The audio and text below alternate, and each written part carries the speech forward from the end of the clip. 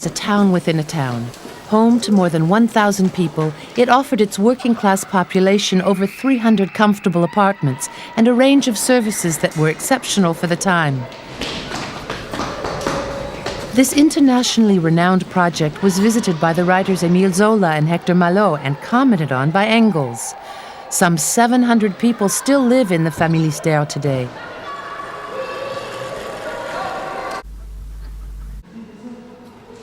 Gaudin designed semicircular staircases, a shape he considered as the most convenient for all ages. On the side closest to the banister, young children can climb the narrow steps by holding onto the railings. On the opposite side, adults will find the wider steps more suitable.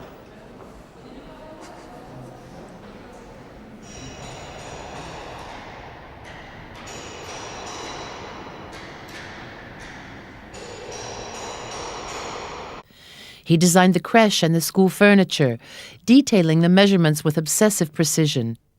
The human body was like a yardstick. Length of the two forearms combined, the hands touching at the thumbs and held to the chest.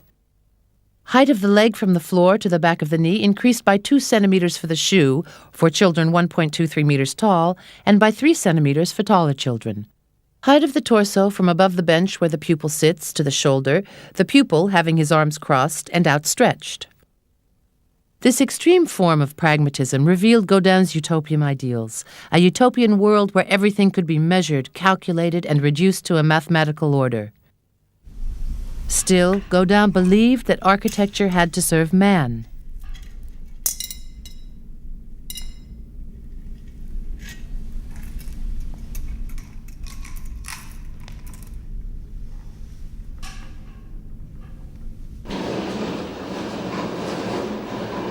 In the Familistère, all the apartments are illuminated and ventilated by large windows looking onto the outside and onto the courtyard.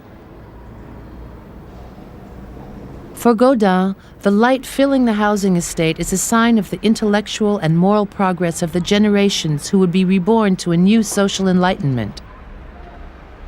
It was essential that light permeate from the attic to the basement. A series of grates allowed light to enter the shop cellars located beneath the courtyard.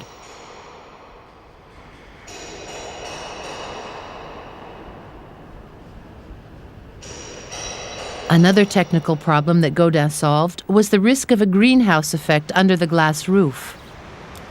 He invented an early form of air conditioning. This simple and entirely natural system embodied Fourier's dream of a space with a temperate climate all year round. Air entered the cellar via large vents, where it formed a reservoir of cool air in the summer, warm air in the winter. This air was then redistributed in the courtyard through lateral vents. Openings in the glass roof meant that air circulated constantly. Another, less spectacular yet lasting invention was this rubbish chute. Gaudin also brought running water to the Familistère. Each floor had a water fountain and toilets, making the Familistère more comfortable than the majority of bourgeois apartments in Paris at the time.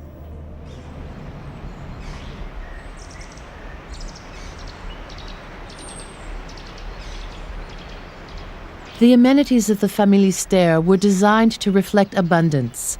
As opposed to individual houses where economizing is essential, here everything is conceived on a large scale for the good of all, explained Gaudin. The social palace should not be sparing with the gifts that nature makes freely to man. And what was not provided by nature, Gaudin ingeniously supplied with his own resources. He channeled hot water from the factory to the laundry, which housed the public baths, and, the height of luxury, a swimming pool.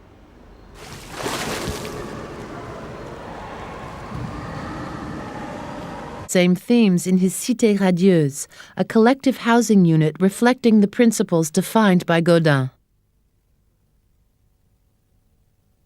A year before he died, Gaudin built another Familistère for his factory at Laeken, near Brussels. Crammed onto a narrow patch of land, the single building never achieved the grandiose proportions of the original. Gaudin died in 1888. He bequeathed his factory and the Familistère to the association he had created to succeed him, and which functioned along the lines of a workers' cooperative.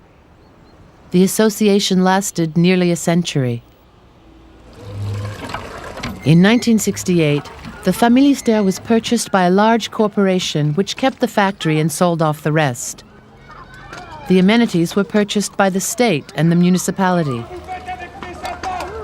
The individual apartments were sold, and now the Familistère is a block like any other. Years took place in the depths of the mountains, transforming its subsoil into a treasure chest. For centuries, man has been tirelessly mining this precious stone. In this far west, even children sift through the mud flows to help feed their families.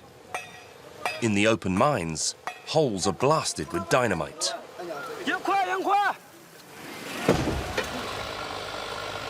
Others become miners on behalf of rich businessmen. Just a handful of people share the spoils of the region's riches. In this ruby quest, the big of animals from the jungle adorned with a multitude of semi-precious shards. In Mogok, rubies don't get deposited into a bank. Suu keeps his loot on the first floor. 2 trays full of rubies, which account for this week's production. The most beautiful stones are stored in oil to better protect them. How much for the whole plate? The whole place $1 lakh. $1 lakh. How many do you think it will be sell in Paris? After they have been cut and polished, these stones will then be resold for 20 to 30 times more money in Europe. This small tray would be worth approximately 2 million euros in Paris. The price of one ruby alone can go through the roof if it possesses an exceptional purity, as was the case with this jewel that he sold for a small fortune. For $5 million, nearly $5 million. I sold I did 7-8 years. Sue's most beautiful rubies currently come from a new mine.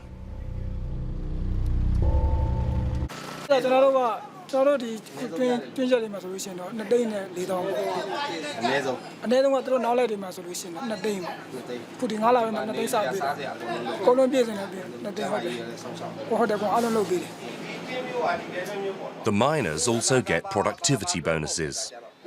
In the past 2 years, tiny rubies that have passed through the mesh of the net.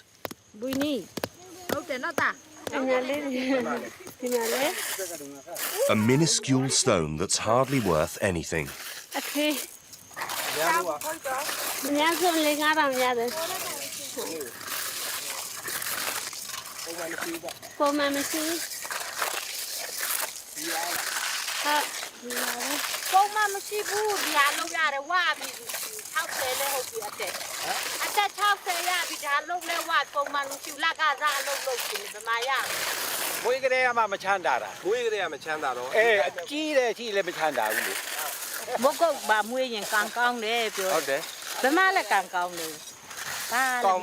Lorry, 40 people dead, 11 mosques destroyed, and the Muslim district reduced to ashes.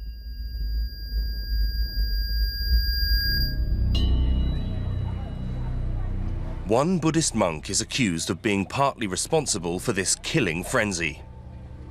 He teaches in why the country's second city witnessed its first confrontations. 2 Muslims were killed.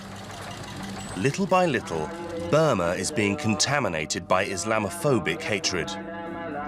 Riddled with corruption and shaken by ethnic wars, the country of the ex-military junta has a long way to go before it can become a true democracy.